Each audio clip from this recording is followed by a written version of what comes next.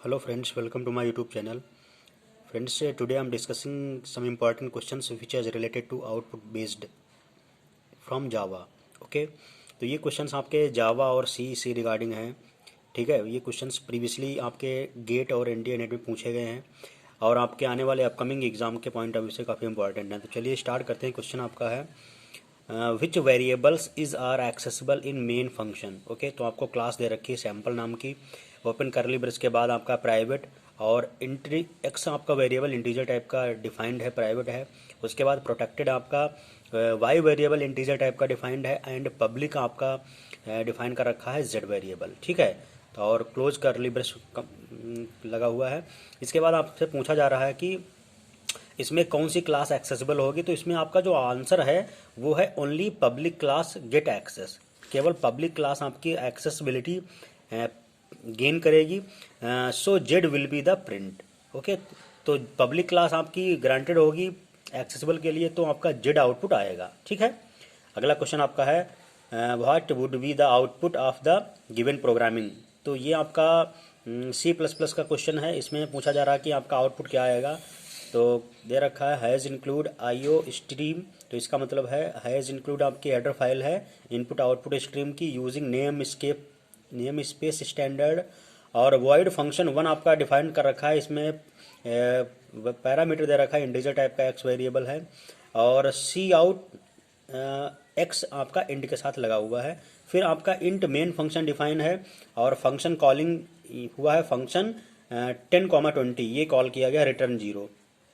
तो इसमें आपसे पूछा जा रहा था आउटपुट क्या आएगा. तो इसका आउटपुट आएगा कंपाइल टाइम एरर. ठीक है, तो कंपाइल टाइम एरर जो इसकी है ये आएगा. क्यों? क्योंकि यहाँ पे आप देखिए जो कॉलिंग फंक्शन है वो यहाँ पे डिफाइन किया गया है, लेकिन जो सी आउट है तो इसलिए इस जो प्रोग्राम का आउटपुट आएगा वो आपका कंपाइल टाइम एरर आएगा. ठीक है, क्लियर. इसको आप कंप्लीट करके रन करा लेना प्रोग्राम को, देखोगे तो आप में ये प्रॉब्लम आएगी. ठीक है, देखिए आप यहाँ पे फंक्शन डिफाइन था FUN1 और यहाँ पे FUNCTION1 लिखा है, तो इसलिए आपकी कंपाइल टाइम एरर है. ओके, नेक्स्ट आपका क्वेश्चन है, ये काफ़ी इंपॉर्टेंट क्वेश्चन है, 2 नंबर का पूछा गया था गेट में. x = 1 y = 1. x और i की वैल्यू 1 डिफाइन की गई है. While x <= 1000 begin x equal to आपका है 2 x और i आपका इंक्रीमेंट हो रहा है i+1. ठीक है, एंड. तो इसलिए इसका सोल्यूशन हम देखते हैं. आइए, तो फॉर x = 1, तो x बराबर अगर 1 है तो x की वैल्यू क्या हो जाएगा 2 यानी 2. और i की वैल्यू कितनी हो जाएगी i+1 यानी i = 2. तो सिंस 2 < 1000 तो कंडीशन आपकी ट्रू है. तो i = क्या हो जाएगा 2 + 1 यानी 3 हो जाएगा. जब तो i बराबर जब 3 हो जाएगा तो क्या आ जाएगा 4. i = i+1 यानी 4 < 1000, ये भी कंडीशन ट्रू है. उसके बाद x = 2 हो जाएगा. ठीक है, तो x बराबर आपका 16 आ जाएगा और i बराबर आएगा 3 + 1 यानी 4. ठीक है, और जब 4 होगा तो आपका अब ये चेक करेंगे x की वैल्यू क्या है. ये कंडीशन आपकी थी वाइल x <= 1000, तो 16 <= 1000 ये भी कंडीशन ट्रू है. तो अब x की वैल्यू 2 की पावर 16 हो जाएगी. इसका मतलब 1024 × 6. ओके,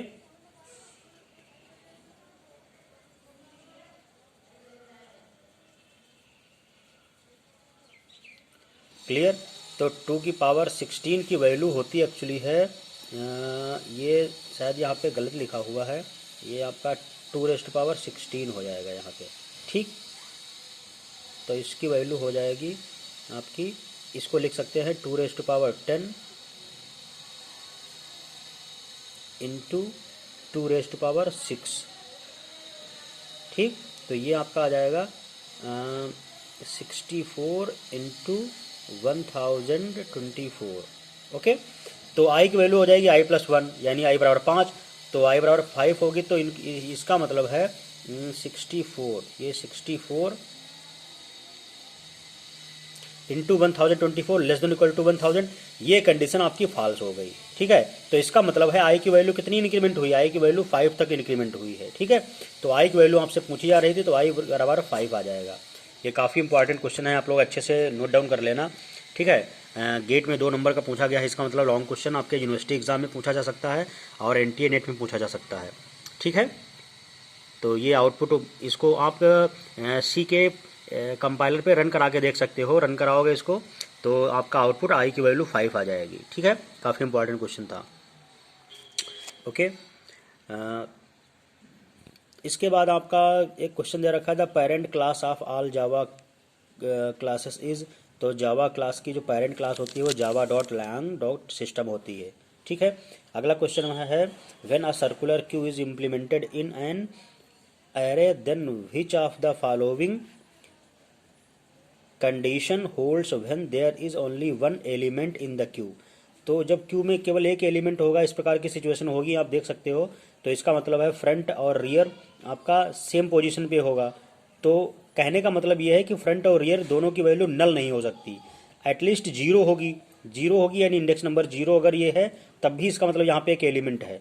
0 1 2 इस प्रकार से नल आपका फ्रंट और रियर नल नहीं हो सकता, मतलब यहाँ पे कहीं नहीं हो सकता। ठीक है, तो ये कंडीशन आपकी ट्रू होगी। ओके, यानी फ्रंट और रियर आपका एम्प्टी नहीं हो सकता। ठीक है, तो ये काफ़ी इंपॉर्टेंट क्वेश्चन आपका केवी में पूछा गया था, केंद्रीय विद्यालय पीजीटी में।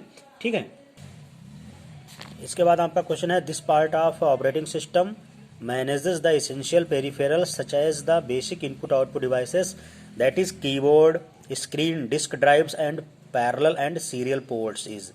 तो ये आपका सिर्फ और सिर्फ बेसिक इनपुट आउटपुट सिस्टम है, यानी बायोस। ये ऑपरेटिंग सिस्टम का ही सिस्टम होता है पार्ट।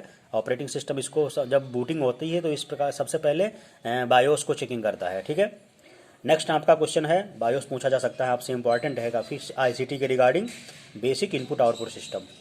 अगला क्वेश्चन है, with the development of teaching the role of teacher in future will be. Technology development होने के साथ साथ टीचर का रोल आगे फ्यूचर में क्या हो सकता है, टू गाइड स्टूडेंट्स, स्टूडेंट्स का मार्गदर्शन करना। ठीक है, अगला क्वेश्चन है, to provide students as good citizen a teacher should. Students को एक अच्छा नागरिक बनाने के लिए टीचर को क्या करना चाहिए, प्रोवाइड गुड लीडरशिप। तो छात्रों को लीडरशिप एबिलिटी इनबिल्ड करनी चाहिए, स्टूडेंट्स को लीडरशिप की क्वालिटीज़ इनबिल्ड करनी चाहिए, उनको लीडर बनाना चाहिए। ओके, नेतृत्व करने की क्षमता विकसित करनी चाहिए। अगला क्वेश्चन है, the purpose of national educational policy is. तो नेशनल एजुकेशनल पॉलिसी का जो पर्पस है वो क्या है, टू रिव्यू द एजुकेशन। ठीक है, एजुकेशन को रिव्यू करना, दोबारा से देखना कि उसमें क्या शॉर्ट कमिंग्स हैं या क्या क्या स्टेटस है। ठीक है, जो अगर उसमें शॉर्ट कमिंग होगी यानी प्रॉब्लम होंगी उनको रिजॉल्व करना। Okay, the data which is not up to date is called. ये question database related, database management system से रिलेटेड है और ये काफ़ी इंपॉर्टेंट, कई बार पूछा गया है आईसीटी के रिगार्डिंग या आपके टीजीटी पीजीटी या DSSB टीजीटी पीजीटी के एग्ज़ाम में, केंद्रीय विद्यालय या एनबीएस में। तो डेटाबेस से क्वेश्चन है कि जब डेटा अप टू डेट नहीं होता तो उस चीज़ को क्या बोलते हैं, तो उसको डर्टी बिट रीड प्रॉब्लम बोलते हैं। ठीक है, यानी डेटा अप टू डेट है नहीं और आपने उसको रीड कर लिया तो इसका मतलब आपने डर्टी रॉन्ग डेटा को रीड कर रखा है, वैल्यू अपडेट हो जाएगी। ठीक है, तो इसका मतलब है कि जो आप ये उससे डेटाबेस मेंटेन करोगे उसमें इनकन्सिस्टेंसी अगर हो जाएगी। ठीक है, तो डेटाबेस जब अप टू डेट नहीं होता तो उसको बोलते हैं डर्टी रीड। ठीक है, डेटा अप टू डेट ना होने की वजह से कैच कोहेरेंस की प्रॉब्लम हो जाती है। कौन सी प्रॉब्लम हो जाती है, कैच कोहेरेंस। कैच कोहेरेंस जो प्रॉब्लम है वो डर्टी रीड प्रॉब्लम की वजह से हो जाती है, क्योंकि वही सेम वर्ड आपका कैच मेमोरी में अवेलेबल होता है, सेम प्रोग्राम फाइल रैम में होती है, तो उस समय डेटा इनकन्सिस्टेंट हो जाता है। मान लो किसी प्रोसेसर ने रैम से उस फाइल को रीड कर लिया और वो उसी नाम की फाइल कैच में अपडेट की जा चुकी है। ठीक है, तो उससे इनकन्सिस्टेंटी अकर हो जाती है। तो राइट बैक और राइट थ्रो प्रॉब्लम के थ्रू इसको हम रिजॉल्व करते हैं बाद में। ठीक है, तो डेटा जब अप टू डेट नहीं होता तो वहाँ पे डायरेक्टली रीड प्रॉब्लम अकर हो जाती है। तो ये कुछ इंपॉर्टेंट क्वेश्चंस थे मेरे पॉइंट ऑफ व्यू से जो ड्यूरिंग नेट की प्रिपरेशन में मैंने नोट्स बनाए थे। तो आई थिंक मुझे लगा कि ये आपको शेयर कर देना चाहिए, क्योंकि बहुत से लोग NTA नेट या CSIR नेट या फिर गेट की तैयारी कर रहे हैं, और ये क्वेश्चंस आपके CTET या फिर KVS, NVS, DSSB और आपके कंप्यूटर साइंस से रिलेटेड जितने भी कंप्यूटर एग्जाम्स हैं उसके पॉइंट ऑफ व्यू से इंपॉर्टेंट हैं, और टीचिंग एप्टीट्यूड से भी कुछ क्वेश्चन इसमें दे रखे हैं तो वो भी इंपॉर्टेंट है। ठीक है, तो अपने फ्रेंड्स को ये वीडियो शेयर कर सकते हो आप लोग, क्योंकि बहुत से लोग तैयारी कर रहे हो किसी कंप्यूटर एग्जाम की, तो उनके लिए बेटरमेंट हो सके, तो इस तरीके से आप उनकी हेल्प कर सकते हो। नेक्स्ट क्वेश्चंस जो इंपॉर्टेंट है वो मैं आपको नेक्स्ट वीडियो पे शेयर करूँगा। तब तक के लिए थैंक यू।